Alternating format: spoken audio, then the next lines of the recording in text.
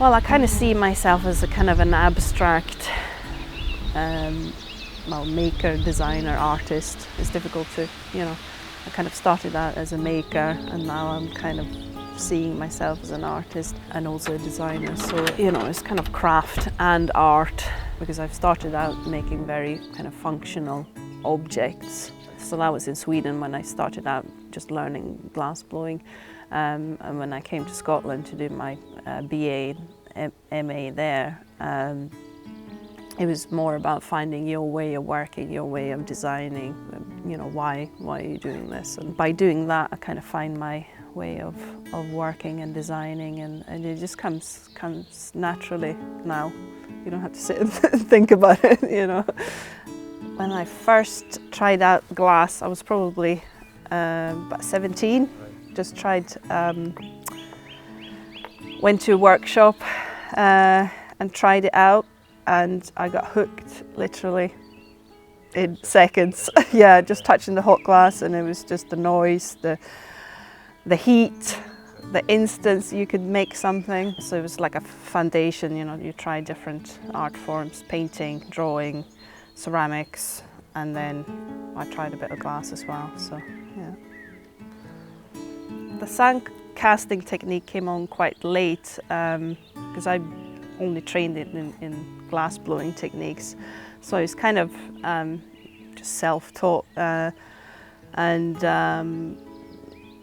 came about when I set up the studio in 2010. It took a long time to set everything up, to get the gas in to the studio and things like that. So I had 3 months when I had the big furnace installed, and I had to make money, having money coming in. So I couldn't blow glass. So I thought, oh, maybe I should try to do some sand casting, and it was kind of a happy accident again. It just took me somewhere else, and now I'm really into sand casting, and I want to kind of learn more and go into master classes and that. So it's taking me, sometimes you don't plan for things, but then you can have a good outcome, So this is the raw material that I melt in my glass furnace. Just little glass nuggets, they're called. Material that I use comes from Germany, so I buy it in by the ton. And this is the glass furnace. So this is electric. So this is how hot it is currently. So 1192 Celsius. So fairly hot in there. And this is heated by 3 elements at the top. And the glass sits in a ceramic pot inside the furnace. And when I charge it, so I'm going to charge tonight and use this shovel and just shovel in a couple of scoops, and then I have to wait until the temperature goes up, a couple of more scoops, and then I turn down the temperature in the morning, and then I can work again. You would have to start with the sand that you use. So this is just red foundry sand, and this is my assistant Jeremy. He's in charge of the keeping the sand. But it has to be not too dry, not too wet, and you have to sieve it after each casting. Well, before in the morning you have to start sieving the sand, and after each casting that you've done, you have to sieve it again and damp it if it needs damping, and then just to make sure you're not over damping it, because you can't take the moisture out. See, the preparation of the sand is very important, and then you put in your pattern. You can use anything, body parts or a wooden mold, anything that's harder you can press into the sand and take out again, and then we use a graphite spray as a release, so we don't get the red sand stuck to the glass. If I want to use colour, I put in the glass colours. So the glass colours looks like kind of coloured sugar granules. So after you put the the graphite spray into the mold. If I'm going to use colour, then I put in the colours. So for these shells I'm creating at the moment, again I'm trying to kind of grade the colours, blending it in nicely, and then it's the actual pouring of the cast, which literally takes seconds. So all the preparation for doing one set of castings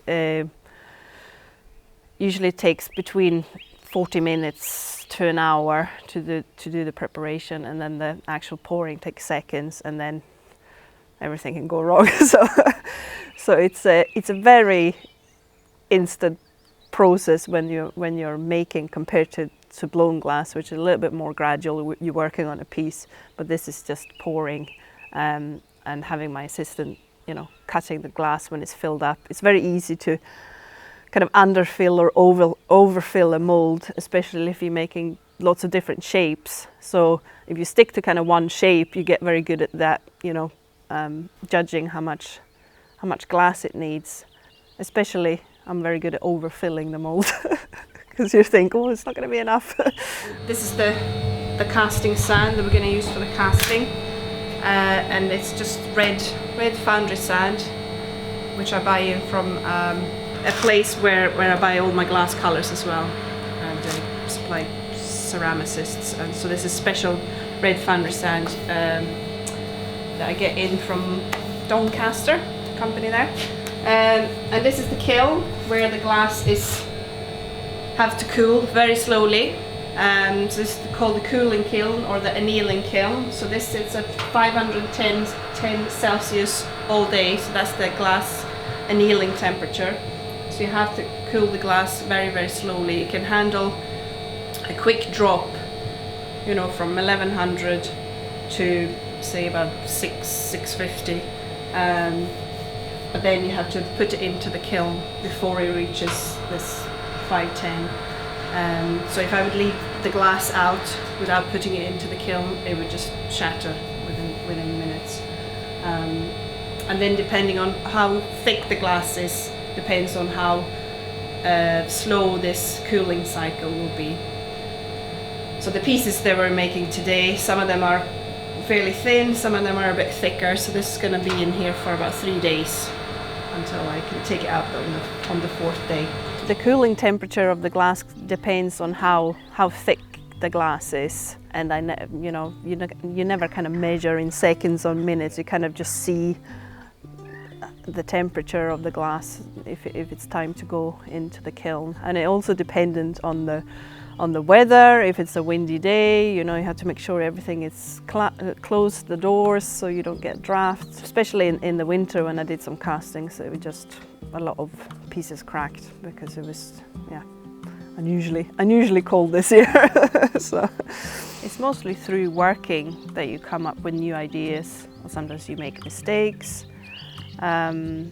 Especially in my blown glass, it's very easy to make mistakes because you're working very fast, and a piece takes, well, depending on what you're making, it takes between 15 minutes and to an hour to make something. So sometimes you kind of make, you know, mistakes and you think, oh, I quite like that, maybe I should try this next time and try that. Yeah, I don't really have, I wish I had more time to sit down and draw and do that, which I did 10 years ago.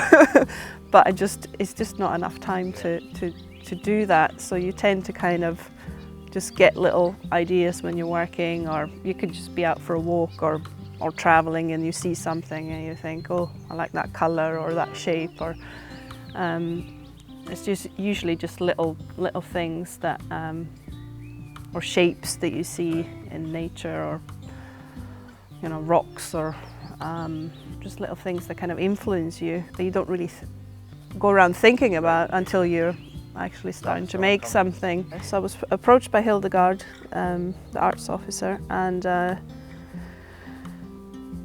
she liked the castings that I've done before. When I came to Kukubri, I had a walk around the place, and of course past the harbour, and I saw a boat, and I thought, oh, what's all that stuff? It looked like almost like wood chips, or you know. I thought, oh, what's in that boat? And then I, you know, walked closer, and it was just full of scallop shells.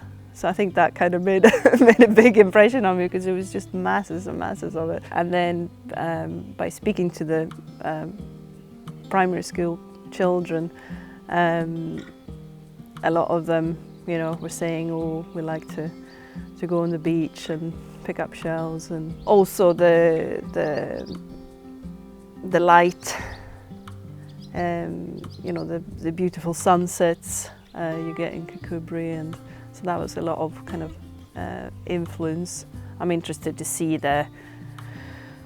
not a shell as just a shell, but you'll see all the little lines in it, which you see much more if you just do a cast in clear glass, especially. You see all the little lines and in the outside of the scallop shell, which you don't really notice just looking at the shell.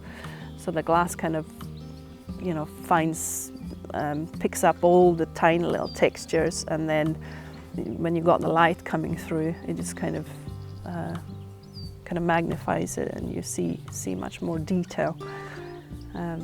Which is really interesting, you know. Yeah. So I took on the shell idea. So it's going to be a lot of glass scallops for this project, and a lot of blues and kind of sunsetty colours. So I incorporate that from the children's ideas. This one is a bit too hot. That was too hot.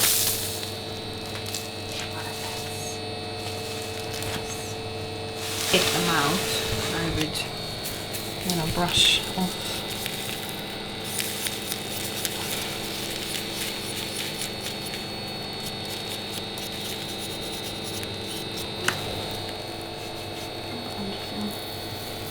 It's better than I thought.